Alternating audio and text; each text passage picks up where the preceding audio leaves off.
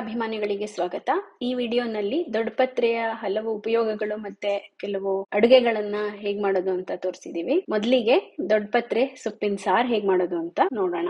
ಬೇಕಾಗುವ ಪದಾರ್ಥಗಳು ದೊಡ್ಡಪತ್ರೆ, ಹಾಗೆ ಇದಕ್ಕೆ ಸಾಂಬಾರ್ ಬಳ್ಳಿ ಅಂತ ಕೂಡ ಹೇಳ್ತಾರೆ.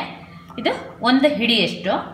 ದೊಡ್ಡಪತ್ರೆ ಹುರಿಲಿಕ್ಕೆ ತುಪ್ಪ ಅರ್ಧ ಟೀ ಸ್ಪೂನು, ಅಥವಾ ನೀವು ಎಣ್ಣೆ ಹಾಕೋದಾದ್ರೆ ಕೊಬ್ಬರಿ ಎಣ್ಣೆ ಹಾಕ್ಬೋದು, ಅದು ಅರ್ಧ ಟೀ ಸ್ಪೂನು. ಕಾಳುಮೆಣಸು ಅಂದ್ರೆ ಪೆಪ್ಪರು 6 ಕಾಳು, ಜೀರಿಗೆ ಅರ್ಧ ಟೀ ಸ್ಪೂನು, ಅರಿಶಿನ 1/8 ಟೀ ಸ್ಪೂನು, ಹಸಿಮೆಣಸಿನಕಾಯಿ 1, ಹುಣಸೆ ಹಣ್ಣು ಸಣ್ಣ ಗೋಲಿ ಗಾತ್ರದಷ್ಟು, ನೋಡಿ ನಾನು ಇಷ್ಟು ಇಟ್ಕೊಂಡಿದ್ದೀನಿ, ಬೆಲ್ಲ 2 ಸಣ್ಣ ಚೂರು, ಉಪ್ಪು 1 ಟೀ ಸ್ಪೂನು, ನಾನಿಲ್ಲಿ 1 ಟೀ ಸ್ಪೂನು ಕಲ್ಲು ಉಪ್ಪು ಇಟ್ಕೊಂಡಿದ್ದೀನಿ, ಹತ್ರ 1/4 ಟೀ ಸ್ಪೂನಷ್ಟು ಮೆಣಸಿನ ಪುಡಿ ಅಂದರೆ ಕಾಳು ಮೆಣಸಿನ ಪುಡಿ, ಪೆಪ್ಪರ್ ಪೌಡ್ರು, ಹಾಗೆ 1/4 ಟೀ ಸ್ಪೂನಷ್ಟು ಜೀರಿಗೆ ಪುಡಿ, ನೀರು 2.5 ಕಪ್ಪಿನಷ್ಟು.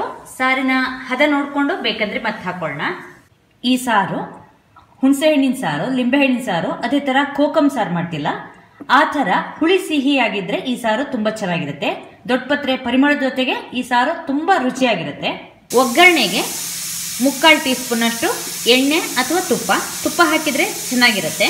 ಸಾಸಿವೆ 1/4 ಟೀ ಸ್ಪೂನು, ಜೀರಿಗೆ ಅರ್ಧ ಟೀ ಸ್ಪೂನು, ಒಂದು ಮೆಣಸಿನ್ಕಾಯಿ, ಬ್ಯಾಡಗಿ ಮೆಣಸಿನ್ಕಾಯಿನ 4 ಚೂರು ಮಾಡಿ ಇಟ್ಕೊಂಡಿದ್ದೀನಿ. ಒಂದು ದಪ್ಪ ತಳದ ಪಾತ್ರೆಗೆ ತುಪ್ಪ ಹಾಕೋದಾದ್ರೆ ತುಪ್ಪ, ಇಲ್ಲದೇ ಇದ್ರೆ ಕೊಬ್ಬರಿ ಎಣ್ಣೆ ಹಾಕಿ ಕಾಯ್ಲಿಕ್ಕಿಡಿ. ಕಾದ್ಮೇಲೆ ಮೆಣಸು ಹಾಗೆ ಜೀರಿಗೆ ಹಾಕಿ, ಜೀರಿಗೆ ಹೊಂಬಣ್ಣಕ್ಕೆ ಬರಲಿ, ಅರಿಶಿನ ಹಾಕಿ, ಜೀರಿಗೆ ಹೊಂಬಣ್ಣಕ್ಕೆ ಬಂದ್ಮೇಲೆ ಅರಿಶಿನ ಹಾಕಿ, ಸಾಂಬಾರ್ ಬಳ್ಳಿ ಸೊಪ್ಪು ಅಂದರೆ ದೊಡ್ಡಪತ್ರೆ ಸೊಪ್ಪನ್ನ ಹಾಕಿ ಇದನ್ನ ಚೆನ್ನಾಗಿ ಹುರಿಬೇಕು. ಮುಚ್ಚಿಟ್ಬಿಟ್ಟು ಮಧ್ಯದಲ್ಲಿ ಹುರಿತಾ ಇರಿ, ಸಣ್ಣ ಊರಿನಲ್ಲಿ ಇಟ್ಕೊಳ್ಳಿ. ಈಗ ನೋಡಿ ಸೊಪ್ಪು ಸ್ವಲ್ಪ ಮೆತ್ತಗಾಗಿದೆ. ನಿಮಗೆ ಸಾಂಬಾರ್ ಬಳ್ಳಿ ಸೊಪ್ಪಿನ ಹಸಿ ವಾಸನೆ ಹೋಗಬೇಕು, ಹಾಗೆ ಇದು ಚೆನ್ನಾಗಿ ಬೇಯಬೇಕು. ಮತ್ತೆ ಮುಚ್ಚಿಡಿ. ಈಗ ನೋಡಿ ಸೊಪ್ಪು ಮೆತ್ತಗಾಗಿ ಚೆನ್ನಾಗಿ ಬೆಂದಿದೆ. ನಾನು ಸಣ್ಣ ಊರಿನಲ್ಲಿ 8 ನಿಮಿಷಗಳ ಕಾಲ ಹುರಿದಿದ್ದೀನಿ. ಸ್ಟವ್ ಆಫ್ ಮಾಡಿಬಿಟ್ಟು ಮುಚ್ಚಿಡಿ. ಇದು ತಣ್ಣಗಾಗಿದೆ. ಇದನ್ನ ಮಿಕ್ಸರ್ ಜಾರಿಗೆ ಹಾಕ್ಕೊಳ್ಳೋಣ. 1/4 ಲೋಟದಷ್ಟು ನೀರು ಹಾಕಿ ಸಣ್ಣಕ್ಕೆ ರುಬ್ಕೊಳ್ಳೋಣ. ಈಗ ಸಣ್ಣಕ್ಕೆ ರುಬ್ಬಿದ್ದೀನಿ. ಇದನ್ನು ಪಾತ್ರೆ ತೆಗಿತಾ ಇದ್ದೀನಿ. ಇದಕ್ಕೆ ಸ್ವಲ್ಪ ನೀರು ಹಾಕಿ ಅದನ್ನು ಕೂಡ ಪಾತ್ರೆಗೆ ಹಾಕ್ತಾ ಇದ್ದೀನಿ. ಪಾತ್ರೆನ ಒಲೆ ಮೇಲಿಟ್ಟು ಸ್ಟವ್ ಆನ್ ಮಾಡಿ, ಹಸಿಮೆಣಸಿನ್ಕಾಯಿನ ಉದ್ದುದ್ದಕ್ಕೆ ಸೀಳ್ಬಿಟ್ಟು ಹಾಕಿ, ಉಪ್ಪು, ಹುಣಸೆ ಹಣ್ಣನ್ನು ಚೆನ್ನಾಗಿ ಕಿವುಚಿಬಿಟ್ಟು ಹಿಂಡ್ಕೊಳ್ಳೋಣ. 1-2 ಸಲ ನೀರು ಹಾಕಿ ಮತ್ತೆ ಹಿಂಡ್ಕೊಳ್ಳೋಣ. ಬೆಲ್ಲ, ಸಾರಿನ ಹದ ನೋಡ್ಬಿಟ್ಟು ನೀರು ಹಾಕ್ಕೊಳ್ಳಿ.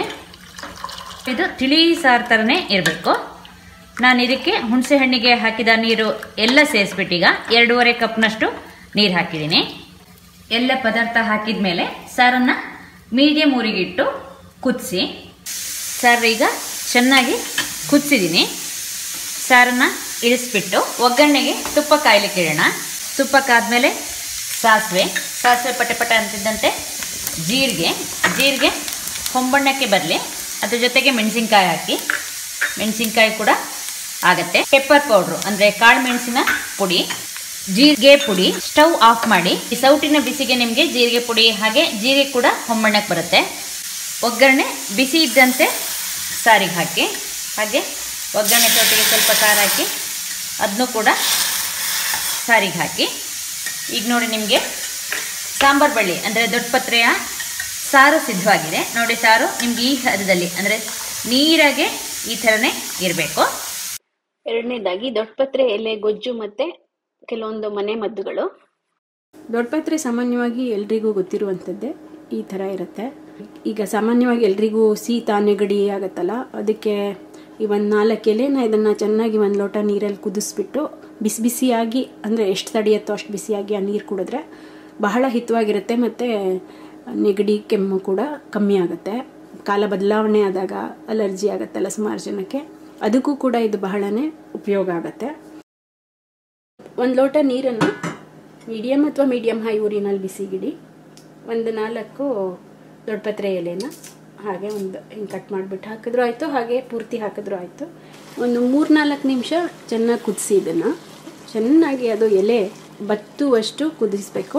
ಇದರ ಚೆನ್ನಾಗಿ ಕುದ್ದು ಎಲೆ ಎಲ್ಲ ಬಾಡಿ ಹೋದ್ಮೇಲೆ ಇದನ್ನು ಒಂದು ಲೋಟಕ್ಕೆ ಸೋಸ್ಕೊಂಡು ಈ ಥರ ಸೋಸ್ಕೊಂಡ್ಬಿಟ್ಟು ನೀವು ನೀರನ್ನು ಕುಡೀರಿ. ದಿನಕ್ಕೆ ಒಂದು 2-3 ಸಲ ಯಾವುದೇ ಸಮಯದಲ್ಲಿ ಬೇಕಾದರೂ ಇದನ್ನು ಕುಡಿಬೋದು. ಮಕ್ಕಳುಗಳಿಗೆ ನೆಗಡಿ ಆದಾಗಲೂ ಕೂಡ ಇದನ್ನು ಹೀಗೆ ಚೆನ್ನಾಗಿ ಕಿವುಚ್ಬಿಟ್ಟು ಈ ಥರ ರಸ ತೆಕ್ಕೊಳ್ಳಿ. ದೊಡ್ಡವರಾದರೆ ಎಲೆ ಸಮೇತನೇ ತಿನ್ಬೋದು.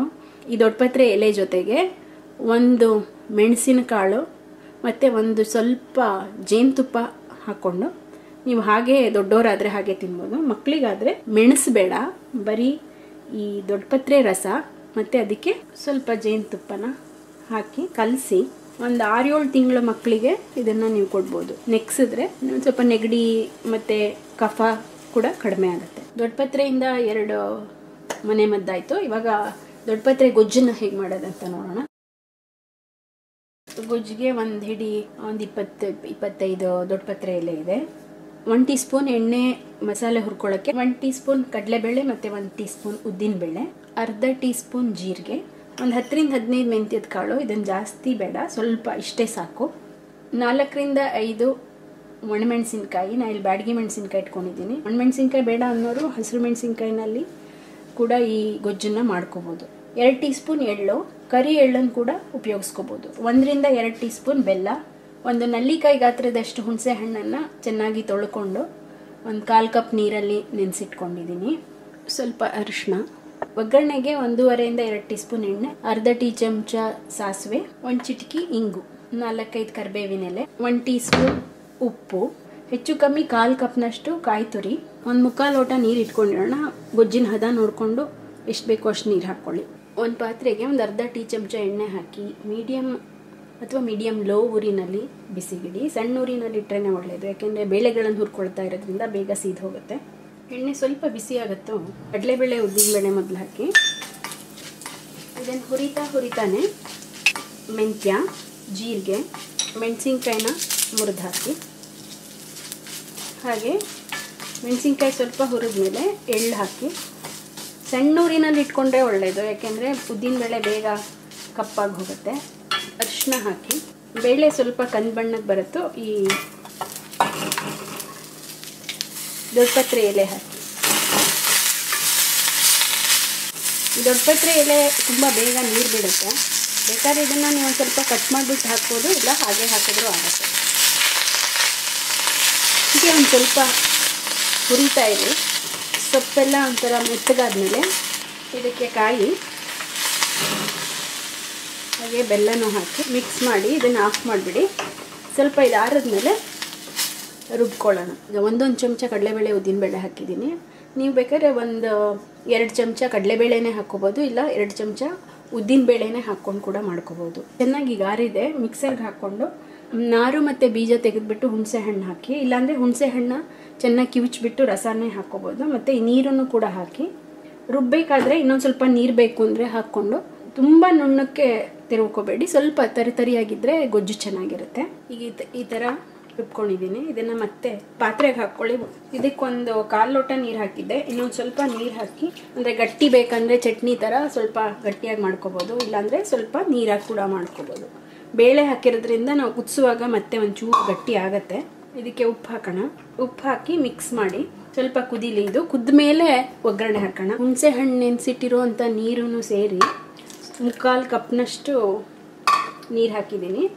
ನೀವು ಇದರ ಹದ ನೋಡಿಕೊಂಡು ಎಷ್ಟು ಬೇಕೋ ಅಷ್ಟು ನೀರು ಹಾಕ್ಕೊಳ್ಳಿ. ಕುದಿಬೇಕಾದ್ರೆ ಒಂದು 4 ಕರಿಬೇವು ಹಾಕಿ ಕುದೀತಾ ಇರಬೇಕಾದ್ರೆ ಮಧ್ಯ ಒಂದ್ಸಲ ಈ ಥರ ಮಿಕ್ಸ್ ಮಾಡಿ, ಇಲ್ಲಾಂದರೆ ತಲೆ ಹಿಡಿಯುತ್ತೆ. ಇದು ಕುದಿಬೇಕಾದ್ರೆ ಹಾರುತ್ತೆ ಸ್ವಲ್ಪ ಜೋಪಾನ. ಈಗ ಸುಮಾರಾಗಿ ಒಂದು 2 ನಿಮಿಷದಿಂದ ಚೆನ್ನಾಗಿ ಕುದ್ದಿದೆ, 2-3 ನಿಮಿಷದಿಂದ. ಇದನ್ನು ಪಕ್ಕಕ್ಕೆ ಇಟ್ಬಿಟ್ಟು ಇದಕ್ಕೆ ಒಗ್ಗರಣೆ ಹಾಕ್ಕೊಳ್ಳೋಣ. ಒಗ್ಗರಣೆ ಹಾಕೋದಕ್ಕೆ ಒಂದು ಒಗ್ಗರಣೆ ಸೌಟಿಗೆ 2 ಟೀ ಚಮಚ ಎಣ್ಣೆ ಹಾಕಿ ಮೀಡಿಯಮ್ ಊರಿನಲ್ಲಿ ಬಿಸಿಗಿಡಿ. ಎಣ್ಣೆ ಬಿಸಿ ಆಗುತ್ತೋ ಇಂಗನ್ನು ಸ್ವಲ್ಪ ಧಾರಾಳವಾಗಿ ಹಾಕಿ ಚೆನ್ನಾಗಿರುತ್ತೆ. ಹಾಗೆ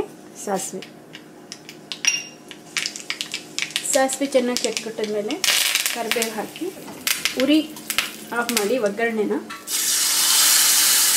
ಗೊಜ್ಜಿಗೆ ಹಾಕಿ ಮಿಕ್ಸ್ ಮಾಡಿದ್ರೆ ದೊಡ್ಡಪತ್ರೆ ಸೊಪ್ಪಿನ ಗೊಜ್ಜು ರೆಡಿಯಾಗಿದೆ. ಈ ಗೊಜ್ಜನ್ನು ಕೂಡ ನೀವು ಬೇರೆ ಗೊಜ್ಜುಗಳನ್ನು ಹೇಗೆ ಉಪಯೋಗಿಸ್ತೀರೋ, ಯಾತ್ರ ಜೊತೆ ಹಾಕೊಂಡು ತಿಂತೀರೋ ಹಾಗೆ ತಿನ್ಬೋದು. ರೊಟ್ಟಿ, ಅನ್ನ, ಚಪಾತಿ, ಇವನ್ ಇಡ್ಲಿ ಜೊತೆ ಕೂಡ ತುಂಬಾ ಚೆನ್ನಾಗಿರುತ್ತೆ. ಸುಲಭವಾಗಿ ಮಾಡುವಂಥ ದೊಡ್ಡಪತ್ರೆ ಚಿತ್ರಾನ್ನ ಬೇಕಾಗುವ ಪದಾರ್ಥಗಳು ದೊಡ್ಡಪತ್ರೆ ಎಲೆ. ನಾನಿಲ್ಲಿ 1 ಹಿಡಿ ಆಗುವಷ್ಟು ದೊಡ್ಡಪತ್ರೆ ಎಲೆನ ತಗೊಂಡಿದ್ದೀನಿ. ಅನ್ನ ಅಂದಾಜು 3 ಕಪ್ ಇದೆ. ಎಣ್ಣೆ 2 ಟೇಬಲ್ ಸ್ಪೂನು, ಸಾಸಿವೆ ಅರ್ಧ ಟೀ ಸ್ಪೂನು, ಉದ್ದಿನಬೇಳೆ 1 ಟೀ ಸ್ಪೂನು, ಕಡಲೆಬೇಳೆ 1 ಟೀ ಸ್ಪೂನು, ಹಸಿಮೆಣಸಿನಕಾಯಿ 6. ನಿಮ್ಮ ಖಾರದ ಅಪೇಕ್ಷೆ ಮೇಲೆ ಹೆಚ್ಚು ಕಡಿಮೆ ಮಾಡ್ಕೋಬಹುದು. ಅರಿಶಿಣ 1/4 ಟೀ ಸ್ಪೂನು, ಕರಿಬೇವಿನ ಎಲೆ ಸ್ವಲ್ಪ, ಹೆಚ್ಚಿದ ಕೊತ್ತಂಬರಿ ಸೊಪ್ಪು ಸ್ವಲ್ಪ, ಉಪ್ಪು ರುಚಿಗೆ ತಕ್ಕಷ್ಟು. ನಾನಿಲ್ಲಿ 1 ಟೀ ಸ್ಪೂನ್ ಇಟ್ಕೊಂಡಿದ್ದೀನಿ. ನಿಂಬೆಹಣ್ಣು 1, ಲಿಂಬೆಹಣ್ಣಿನ ರಸ ನೋಡ್ಬಿಟ್ಟು ಹಾಕೊಳ್ಳಿ. ತೆಂಗಿನಕಾಯಿ ತುರಿ 1/4 ಕಪ್ಪು. ದೊಡ್ಡಪತ್ರೆ ಎಲೆನ ಸಣ್ಣದಾಗಿ ಹೆಚ್ಕೊಳ್ಳೋಣ. ಬಾಣಲೆಗೆ ಎಣ್ಣೆ ಹಾಕಿ ಕಾಯ್ಲಿಕ್ಕಿಡಿ. ಎಣ್ಣೆ ಕಾದ್ಮೇಲೆ ಸಾಸಿವೆ ಪಟಪಟ ಅಂದಮೇಲೆ ಕಡಲೆಬೇಳೆ ಹಾಗೆ ಉದ್ದಿನಬೇಳೆ ಹಾಕಿ. ಕಡಲೆಬೇಳೆ ಉದ್ದಿನಬೇಳೆ ಹೊಂಬಣ್ಣಕ್ಕೆ ಬಂದಮೇಲೆ ಹಸಿಮೆಣಸಿನ್ಕಾಯಿ ಹಾಕಿ. ಹಸಿಮೆಣಸಿನ್ಕಾಯಿ ಬಿಳಿಯ ಬಣ್ಣಕ್ಕೆ ತಿರುಗಿದ ಮೇಲೆ ಕರಿಬೇವನ್ನ ಸ್ವಲ್ಪ ಹೀಗೆ ಮುರಿದ್ಬಿಟ್ಟು ಹಾಕಿ. ಹಾಗೆ ಅರಿಶಿಣ, ಅದರ ಜೊತೆಗೇನೆ ಹೆಚ್ಚಿದ ದೊಡ್ಡಪತ್ರೆ ಎಲೆ ಹಾಕಿ. ಉರಿ ಸ್ವಲ್ಪ ದೊಡ್ಡ ಮಾಡಿಕೊಂಡು ಇದನ್ನು ಹುರಿಯೋಣ. ದೊಡ್ಡೂರಿನಲ್ಲಿ 1-1.5 ನಿಮಿಷ ಈಗ ಇದನ್ನು ಹುರಿದಿದ್ದೀನಿ. ಸ್ಟವ್ ಆಫ್ ಮಾಡೋಣ. ಅನ್ನನ ಒಗ್ಗರಣೆ ಹಾಕೊಳ್ಳೋಣ. ಅನ್ನ ಉದುರಾಗಿರಲಿ. ಉಪ್ಪು ಹಾಗೆ ಲಿಂಬೆಹಣ್ಣಿನ ರಸ ಹಿಂಡ್ಕೊಳ್ಳೋಣ. ತೆಂಗಿನಕಾಯಿ ತುರಿ ಹಾಗೆ ಕೊತ್ತಂಬರಿ ಸೊಪ್ಪನ್ನು ಹಾಕಿಬಿಟ್ಟು ಚೆನ್ನಾಗಿ ಅನ್ನನ ಕಲಿಸ್ಕೊಳ್ಳೋಣ. ಚೆನ್ನಾಗೀಗ ಕಲಿಸಿದ್ದೀನಿ ನಾನು. ದೊಡ್ಡಪತ್ರೆ ಚಿತ್ರಾನ್ನ ತಿನ್ಲಿಕ್ಕೆ ಈಗ ಸಿದ್ಧವಾಗಿದೆ. ಕೊನೆಯದಾಗಿ ದೊಡ್ಡಪತ್ರೆ ಎಲೆ ಬೋಂಡ ಆಗುವ ಪದಾರ್ಥಗಳು ದೊಡ್ಡಪತ್ರೆ ಎಲೆ ದೊಡ್ಡದು 6 ಇಟ್ಕೊಂಡಿದ್ದೀನಿ, ಸಣ್ಣದನ್ನ 6 ಇಟ್ಕೊಂಡಿದ್ದೀನಿ. ಅಕ್ಕಿ ಹಿಟ್ಟು 3 ಟೇಬಲ್ ಸ್ಪೂನು, ಕಡಲೆ ಹಿಟ್ಟು 2 ಟೇಬಲ್ ಸ್ಪೂನು, ಅಚ್ಚ ಖಾರದ ಪುಡಿ 1 ಟೀ ಸ್ಪೂನು. ನಿಮ್ ಖಾರದ ಅಪೇಕ್ಷೆ ಮೇಲೆ ಹೆಚ್ಚು ಕಡಿಮೆ ಮಾಡ್ಕೊಳ್ಳಿ. ಅರಿಶಿಣ 1 ಟೀ ಸ್ಪೂನು, ಕಾಳು ಮೆಣಸಿನ ಪುಡಿ ಪೆಪ್ಪರ್ ಪೌಡರ್ 1 ಟೀ ಸ್ಪೂನು, ಜೀರಿಗೆ 1/4 ಟೀ ಸ್ಪೂನು, 2 ಚಿಟಿಕೆ ಇಂಗಿನ ತೀಕ್ಷ್ಣತೆ ನೋಡಿ ಹಾಕೊಳ್ಳಿ. ಉಪ್ಪು ರುಚಿಗೆ ತಕ್ಕಷ್ಟು. ನಾನಿಲ್ಲಿ ಅರ್ಧ ಟೀ ಸ್ಪೂನ್ ಇಟ್ಕೊಂಡಿದ್ದೀನಿ. ನೀರು 1/4 ಕಪ್ ನಷ್ಟು ಇಟ್ಕೊಂಡಿದ್ದೀನಿ. ಹಿಟ್ಟಿನ ಹದ ನೋಡ್ಕೊಂಡು ಹಾಕೊಳ್ಳೋಣ. ಕರಿಯೋದಕ್ಕೆ ಎಣ್ಣೆ, 1 ದೊಡ್ಡ ಬಟ್ಲಿಗೆ ಅಕ್ಕಿ ಹಿಟ್ಟು, ಕಡಲೆ ಹಿಟ್ಟು, ಖಾರದ ಪುಡಿ, ಜೀರಿಗೆ, ಉಪ್ಪು, ಕಾಳು ಮೆಣಸಿನ ಪುಡಿ, ಇಂಗು ಹಾಗೆ ಅರಿಶಿಣ ಹಾಕಿ ಎಣ್ಣೆನ ಕಾಯ್ಲಿಕ್ಕಿಡಿ. ಚೆನ್ನಾಗಿ ಕಾದ ಎಣ್ಣೆನ 1 ಟೀ ಸ್ಪೂನ್ ಅಷ್ಟು ಹಿಟ್ಟಿಗೆ ಹಾಕಿ. ಹಿಟ್ಟಿಗೆ ಎಣ್ಣೆ ಹಾಕೋದ್ರಿಂದ ಬೋಂಡ ತುಂಬ ಗರಿಗರಿಯಾಗಿ ಬರುತ್ತೆ. ಚೆನ್ನಾಗಿ ಕಲಿಸ್ಕೋಬೇಕು. ಇದನ್ನ ಕೈಯಲ್ಲೇ ಕಲಿಸ್ಕೊಳ್ಳೋಣ. ಹಿಟ್ಟಿಗೆ ನೀರನ್ನ ಸ್ವಲ್ಪನೇ ನೋಡಿಕೊಂಡು ಹಾಕೊಳ್ಳಿ. ಹಿಟ್ಟು ನೋಡಿ ಈ ಹದದಲ್ಲಿ ಇರಬೇಕು. ನಾನು 1/4 ಕಪ್ನಷ್ಟು ನೀರು ಹಾಕಿದ್ದೀನಿ. ಇದಕ್ಕೆ ನೀವು ನೋಡ್ಕೊಂಡು ಹಾಕೊಳ್ಳಿ. ದೊಡ್ಡಪತ್ರೆ ಎಲೆನ ಚೆನ್ನಾಗಿ ಹೀಗೆ ಹಿಟ್ಟಿನಲ್ಲಿ ಅದ್ದುಕೊಂಡು ಕಾದ ಎಣ್ಣೆಗೆ ಬಿಡಿ. ಎಣ್ಣೆ ಚೆನ್ನಾಗಿ ಕಾದಿರಲಿ. ಉರಿ ಮೀಡಿಯಂ ಇಟ್ಕೊಳ್ಳಿ. ಎಷ್ಟು ಎಣ್ಣೆ ಹಿಡಿಸುತ್ತೋ ಅಷ್ಟು ಹಾಕಿ ನಿಧಾನವಾಗಿ ತಿರ್ಸಿ ಹಾಕೊಳ್ತಾ ಚೆನ್ನಾಗಿ ಕೆಂಪಗೆ ಕಾಯಿಸ್ಕೊಳ್ಳಿ. ಈಗ ನಾನು 2 ಕಡೆನೂ ಚೆನ್ನಾಗಿ ಕೆಂಪಗಾಗುವಂತೆ ಕಾಯಿಸಿದ್ದೀನಿ. ಬೋಂಡ ಆಗಿದೆ. ಇದನ್ನ ಒಂದು ತೂತಿನ ಜಾಕ್ನಿಗೆ ತೆಗೆಯೋಣ. ಇದೇ ಥರ ನೀವು ಉಳಿದ ಬೋಂಡಗಳನ್ನು ಮಾಡಿ. ದೊಡ್ಡಪತ್ರೆ ಎಲೆ ಗರಿಗರಿಯಾದ ಬೋಂಡ ಮತ್ತು ದೊಡ್ಡಪತ್ರೆಯ ಉಪಯೋಗಗಳನ್ನು, ಹಲವು ಅಡಿಗೆಗಳನ್ನು ನೋಡಿದ್ರಲ್ಲ. ನೀವು ಕೂಡ ಇದನ್ನು ಮಾಡಿ ನೋಡಿ ನಿಮ್ಮ ಅಭಿಪ್ರಾಯನ ಖಂಡಿತ ತಿಳಿಸಿ. ನಮಸ್ಕಾರ.